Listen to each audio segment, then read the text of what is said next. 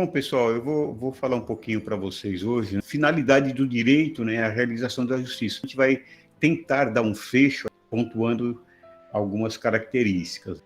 Direito e justiça, né, eles são conceitos que se entrelaçam, a tal ponto de serem considerados uma coisa só, né, pela consciência social. E aí a gente entende que fala-se no direito aí com sentido de justiça e vice-versa. Eu diria o seguinte: entretanto, nem sempre eles andam juntos. A consciência social integra os dois, mas nem sempre eles estão juntos.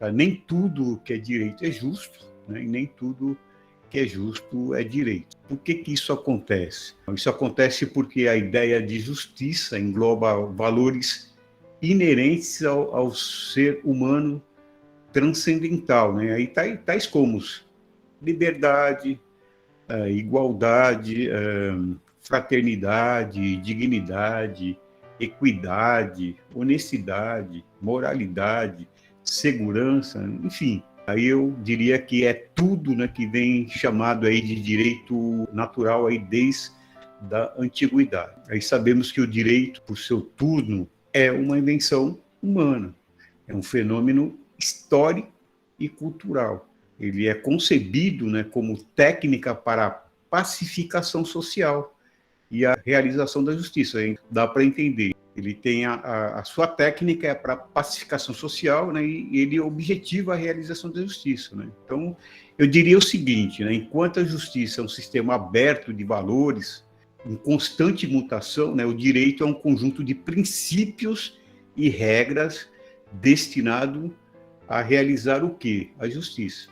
Eu proponho uma reflexão sobre essa questão. E durante a aula de hoje, a gente quer mostrar um pouco que nem sempre o direito consegue realizar a justiça. Já falamos na aula anterior que ele normalmente não acompanha transformações sociais. Então, também vamos aprofundar aí, na sequência desse nosso trabalho, a responsabilidade do legislador, que muitas vezes demonstram incapacidade em conceber a lei. Então, a gente vai agregar mais um fator aí, que é a lei. Não temos políticas para implementar o direito, né, de forma adequada, e isso nos leva ao encontro de um direito injusto. Vamos aqui também exemplificar a relação entre a justiça e o direito. E nesse exemplo, a gente coloca assim: caminhe em direção ao horizonte, obviamente ele se afasta de maneira proporcional. E nem por isso, né, o horizonte deixa de ser importante, porque ele permite que nós passamos a caminhada. Então, esta é uma relação permanente aí entre o direito e a justiça. À medida que o direito caminha em direção à justiça, ela se afasta na mesma proporção. Até por conta de que a justiça está em constante evolução. Aí um pouco do direito, né, e a legislação, né, como é que eu trato disso. Eu vou abrir esse slide com a seguinte questão: o direito é obra exclusiva do legislador? O legislador, ele cria a lei, tá? Mas o direito é muito maior que a lei. Isso quer dizer que no mundo jurídico, o conhecimento aí aprofundado da lei não habilita o operador. Então, veja bem, é interessante porque aqui eu apresento uma contradição. Nós temos no país a maioria dos cursos de direito, né, estruturado para que o operador conheça profundamente a lei, né, e não é só isso. Tá? Então, veja bem, nós temos que, né, sair, né, desse universo e ir um pouco mais além. O conhecimento aprofundado da lei, né, não vai deixar o operador habilitado, né? Ele precisa fazer aí a justa aplicação do direito, que é muito mais complexo. Então, lembre-se que a justiça nem sempre estará na lei. A lei, ela tem também uma outra conotação. É necessário fazer uma boa aplicação da lei, mesmo que ela seja ruim. Eu estou falando da interpretação da lei de maneira produtiva. Seria visualizar o caso concreto no horizonte da justiça. É o exemplo que eu dei anteriormente. E aí, nesse sentido, é necessário ajustar o direito às exigências da justiça.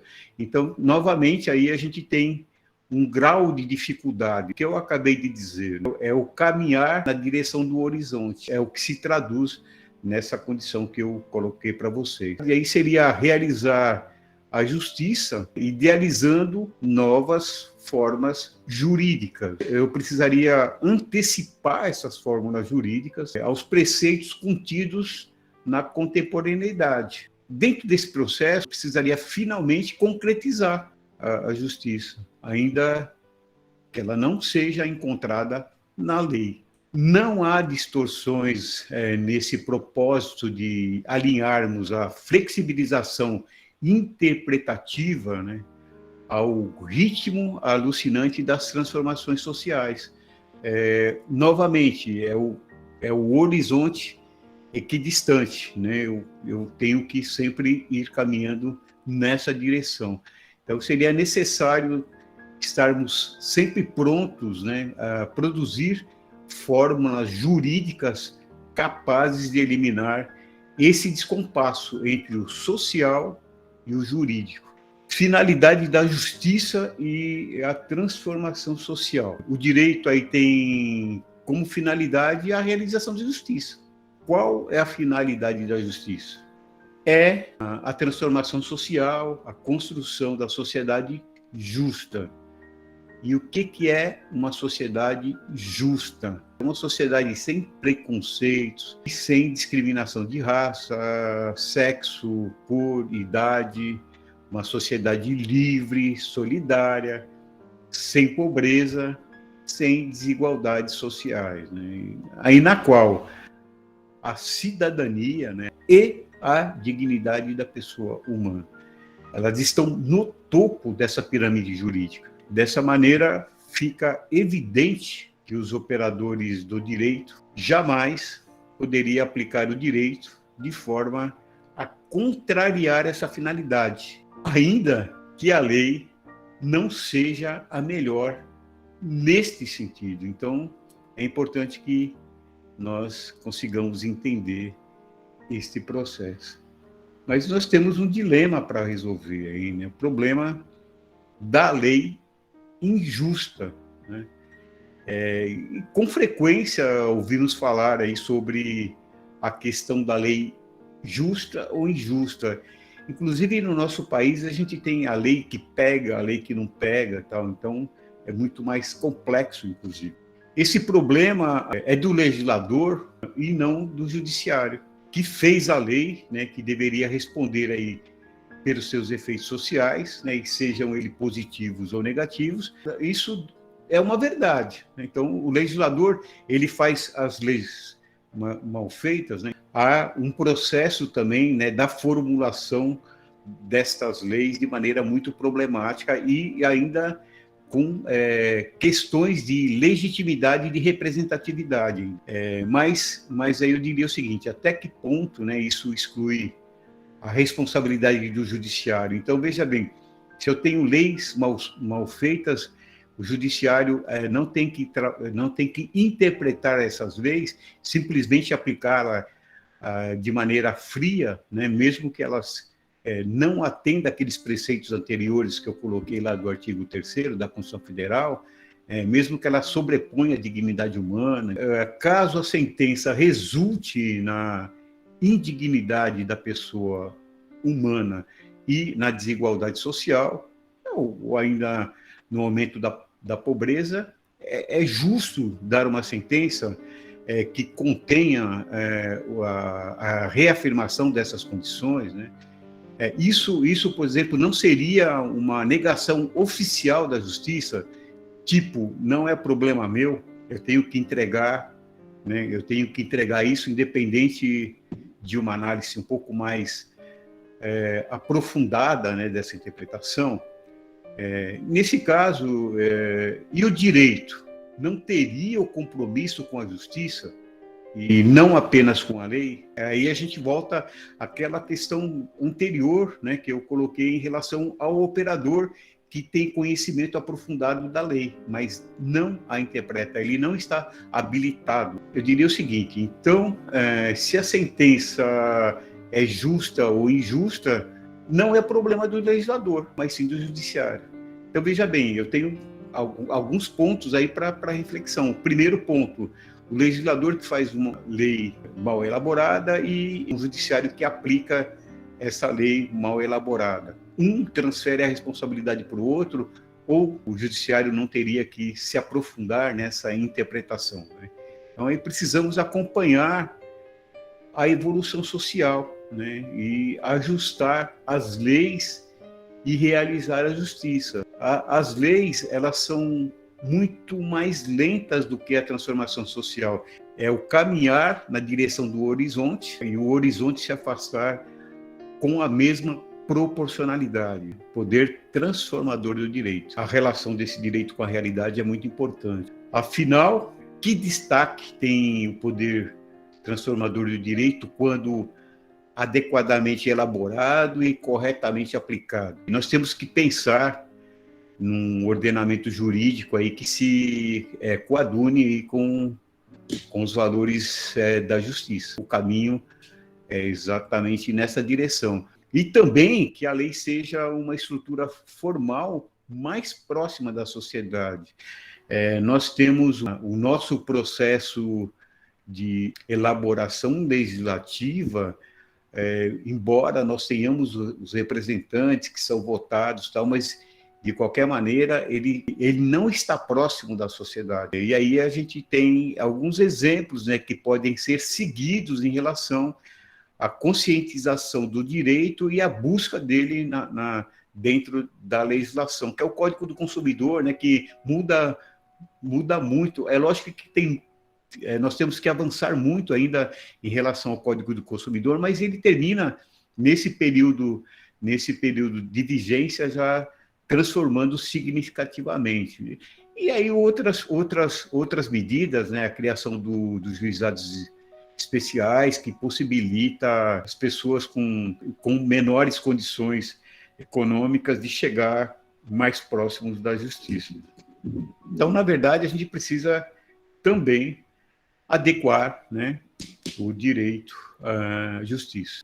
Adequar o direito à justiça é obra perene do operador do direito, mesmo que nós tenhamos leis boas. É assim porque, né, a justiça, como vimos, é um sistema aberto de valores em constante mudação, né? Então, por melhor que seja a lei, por mais avançados que sejam os seus princípios, né, haverá sempre necessidade de criar novas fórmulas jurídicas para ajustá-las efetivamente, né, às constantes transformações sociais. Também, né, aos novos ideais da justiça. Nós temos que caminhar na direção de um direito justo, né, com efetivo poder transformador da sociedade. Entretanto, isto não é obra apenas do legislador, também e principalmente dos operadores do direito. Então, aí para entender um pouco da nossa responsabilidade enquanto operadores do direito. De sorte que ainda não temos uma sociedade justa, porque temos falhado nessa sagrada missão de bem interpretar e aplicar o direito. O que o legislador faz? Aí, eu vou repetir para vocês, é apenas criar lei, mas esta, por mais amplas que seja, não passa de um capítulo do direito, uma parte do direito, um instrumento. Eu acho que nós precisamos ajustar o direito à justiça. Eu lembro até o compromisso aí, que, pelo menos, caminhar na direção do horizonte, assumirmos o compromisso, né, de alinharmos direito e justiça, e não apenas a lei. A lei é apenas um instrumento, que sem operadores competentes, o direito não passará de uma estrutura formal. Por isso que eu preciso dessa competência, além, né, de enxergar a lei como algo estático. Também enxergar a justiça como uma mera utopia, né? Então, a gente precisa redirecionar essa contextualização que a gente coloca para vocês. A lei em si, em muitos momentos, ela funciona simplesmente como a reafirmação da dominação, através, né, dos meios alternativos que a gente vai se aprofundando aí durante o semestre. Encontremos aí o caminho para a resolução de conflitos, em muitos momentos, inclusive, sem a prestação jurisdicional.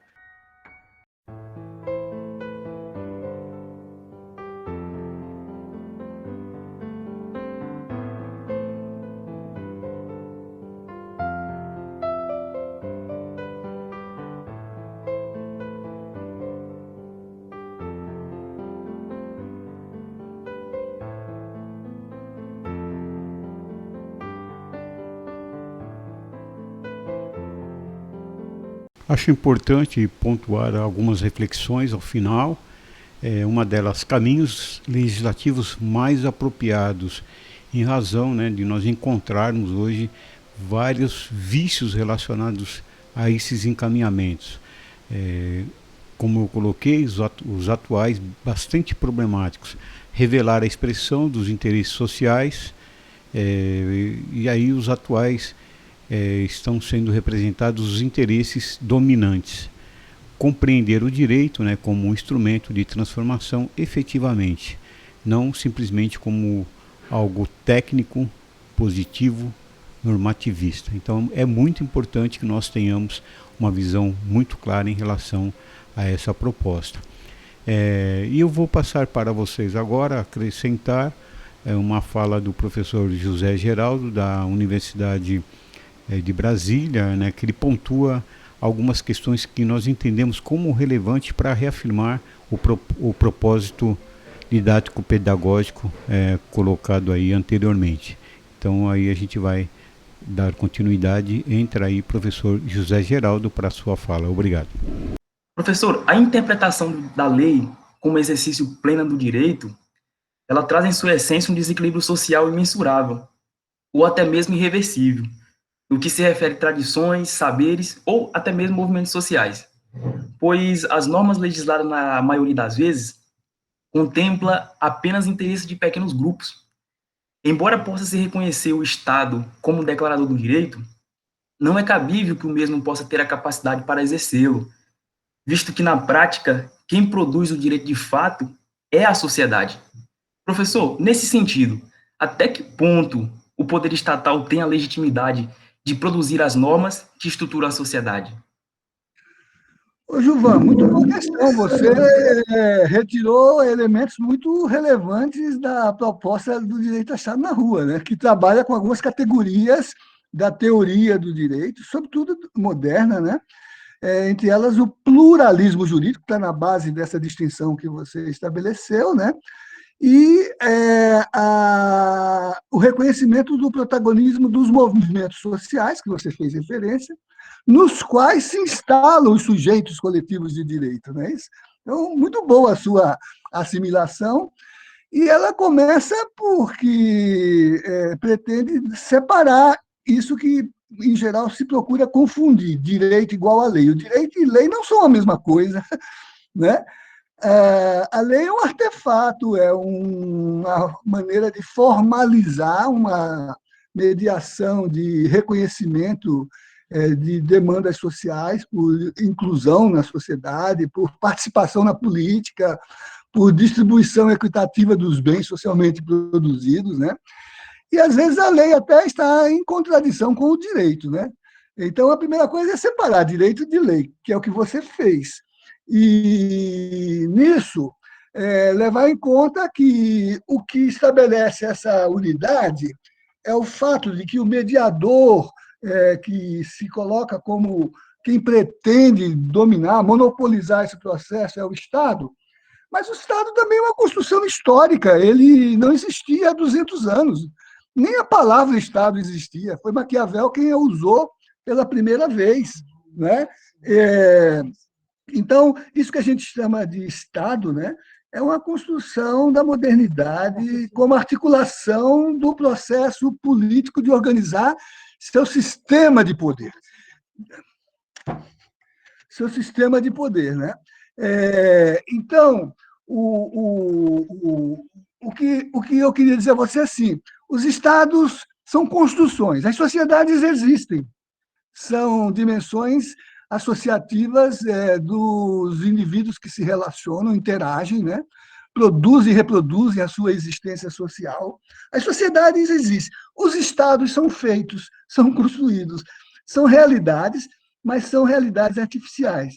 Então, a questão é de que modo, nesse processo, sendo uma realidade artificial, nós podemos ou não ter uma participação nessa institucionalização formal da estrutura estatal, que é uma estrutura burocrática, que é uma estrutura normativa, regulatória, né?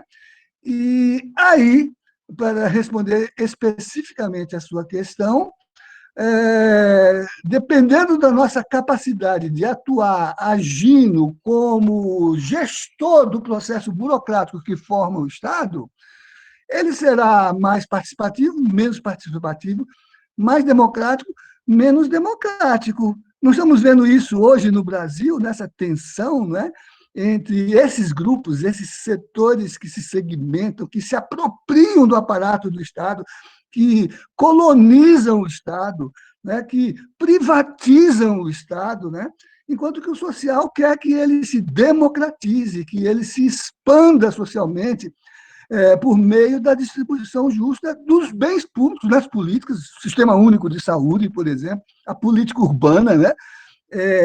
E, por conseguinte, quanto mais democrático for o Estado, mais capaz de fazer a mediação entre o direito e as leis, quanto menos democrático, mais apto a transformar seus interesses em leis e subtrair dos direitos as lutas sociais por autonomia, autônomos, de dar-se a si próprios o direito, né? Nomos, em grego, é direito, né?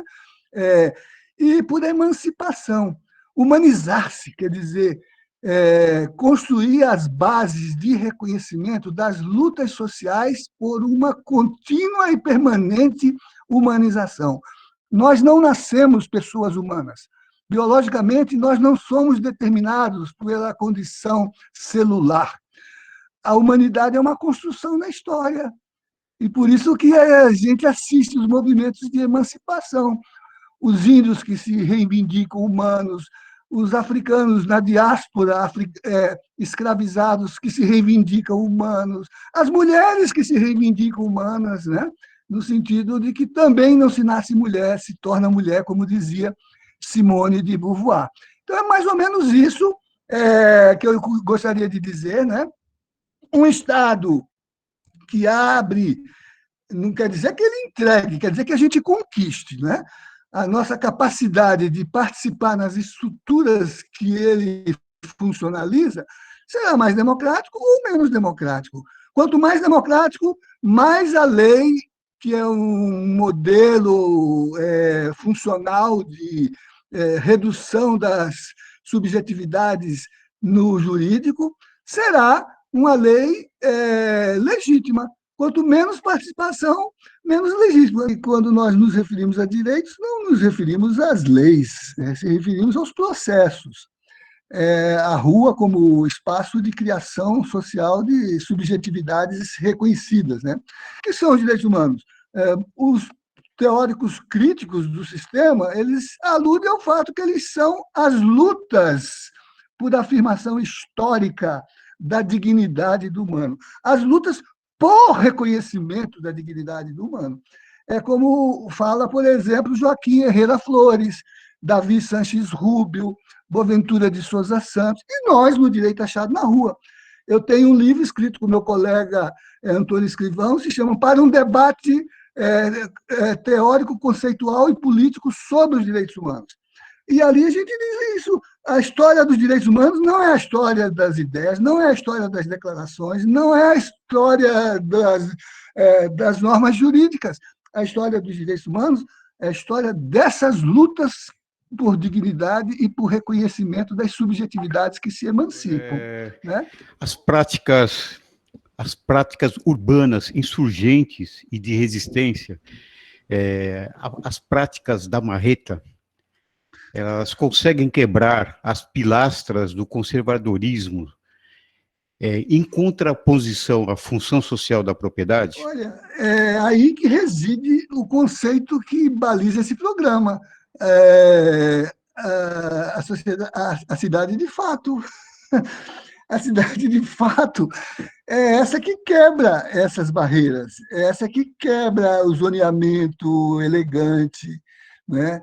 Que rompe com a sofisticação dos planos. Né? A minha resposta é essa, de que é uma dimensão protagonista dos sujeitos que escreve a sua história na montagem do plano e mete a marreta nos obstáculos.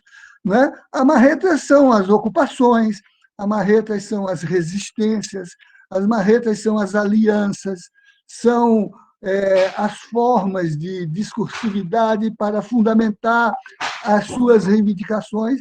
Gente, eu estou falando de marreta em sentido simbólico, né? Em sentido... Mas a do padre Lancelotti era em sentido real, né? Ele quebrou os obstáculos arquitetônicos, a presença de povo de rua nos lugares em que eles, a falta de moradia, se abrigam, que são bancos de jardins, viadutos,